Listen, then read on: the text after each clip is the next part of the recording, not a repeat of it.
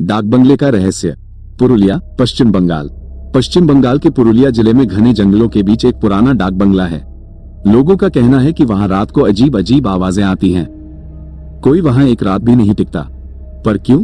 आरव नाम का एक युवा पत्रकार यही जानने पुरुलिया, पश्चिम बंगाल के उस गांव में पहुंचा। एक छोटा गांव, डाक बंगले से कुछ किलोमीटर दूर। आरव गांव पहुंचता है, कैमरा और नोटबुक हाथ में लेकर। गांव के बुजुर्ग उससे कहते हैं, बाबू, डाक बंगले की तरफ मत जाओ, वहां रात को चुड़ैल घूमती है। जिसने उसे देखा वो कभी नहीं लौटा। आरव हंसता है और कहता है, बाबा, भूत प्रेत सब अफवाह है, मैं सच्चाई पता करके रहूंगा। डाक बंगला दिखने में काफी भयंकर था। उसकी दीवारें काली पड़ी थी, छत टपक रही थी। अंदर घुसते ही दरवाजा अपने आप बंद हो जाता है। आरव थोड़ा घबराता है, लेकिन रिकॉर्डिंग चालू रखता है।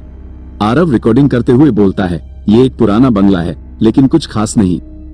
शायद लोग बेवजह डरते हैं। रात 12 बजे अचानक बिजली चली जाती है। खिड़कियों से ठंडी हवा अंदर आती है। तभी दीवार पर एक औरत की परछाई दिखती है, बिना पांव के, और उस डाक बंगले में उस औरत की डरावनी हंसी गूंजती है। तभी चुड़ैल अपनी डरावनी आवाज में बोलती है, तू भी नहीं बचेगा, जैसे बाकी नहीं बचे। डर के मारे आरव की हालत खराब हो जाती है और वो भागने की कोशिश करता है। इससे पहले कि वो भाग पाए, कमरे के सारे दरवाजे अपने आप बंद हो जाते हैं। तभी आरव की नजर एक पुरानी डायरी में पड़ती है और वो उसे पढ़ने लगता है।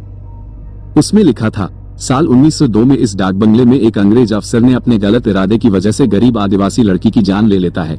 जबकि वो गरीब लड़की उस अंग्रेज अफसर के सामने बहुत रोती बिलखती रही, मगर उस अंग्रेज ने बेचारी की एक ना सुनी और अपनी मनमर्जी करने के बाद उसकी हत्या कर दी। तभी उस गरीब आदिवासी लड़की की आत्मा ने ये शपथ ली कि जो भी इस डाक बंगला में आएगा उसे वो जान से मार देगी और यही होगा उसका बदला। उसकी आत्मा अब बदला ले रही है। जो भी यहाँ रात बिताता है वो उसकी नजर में आ जाता है। सुबह गांव वाले डाक बंगले के बाहर जमा होते हैं। दरवाजा खुलता है, पर अंदर आरव नहीं है।